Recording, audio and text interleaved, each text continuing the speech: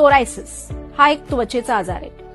Autoimmune disorder असल्यामुळे तुमचं शरीरच तुमच्या विरोधी झालेलं असतं. अनेक प्रकारे शरीरावर होणाऱ्या जखमा, डिस्कलरेशन, खाज, असह्य वेदना अशा अवस्थेत हा पेशंट एका वेगळ्याच कोशामध्ये जगत असतो. कारण त्याला असं वाटतं की आता कायम स्टिरॉइड्स किंवा असंच घ्यायला लागणार की जेव्हा मी आतनं मुक्त होऊ शकेन. पण जर तुम्ही आयुर्वेदाची दिनचर्या, ऋतुचर्या फॉलो करायला सुरुवात कराल तर बघा तुम्हाला तुमच्यामध्ये फरक पूर्ण दिसेल.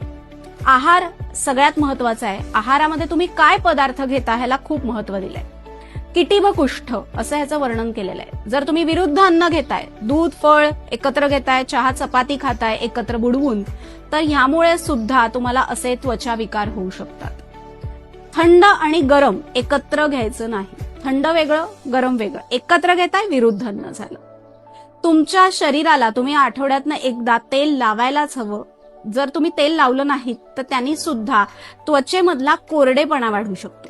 खोबरेल तेल हे सोरायसिसच्या पेशंटसाठी खूप महत्वाचं औषध आहे.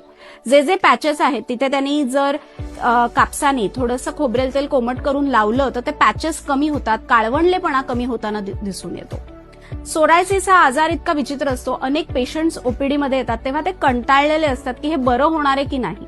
तेव्हा पेशन्स हेच उत्तर असतं. पण एक आपण शरीरामधले जे आपले धातू आहेत, रस, रक्त, मांस, मेद, अस्थि, मज्जा आणि शुक्र या धातूंचं पोषण करून त्वचा विकारांमध्ये वात, पित्त, कफ यांचं शमन करून या जखमा पूर्ण बऱ्या करायला त्यांना मदत करत असतो.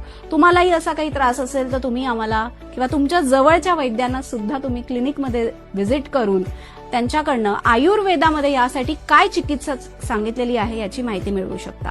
पंचकर्म पण सांगितलेलं आहे, पण ते योग्य वेळी आणि योग्य व्यक्तीसाठी.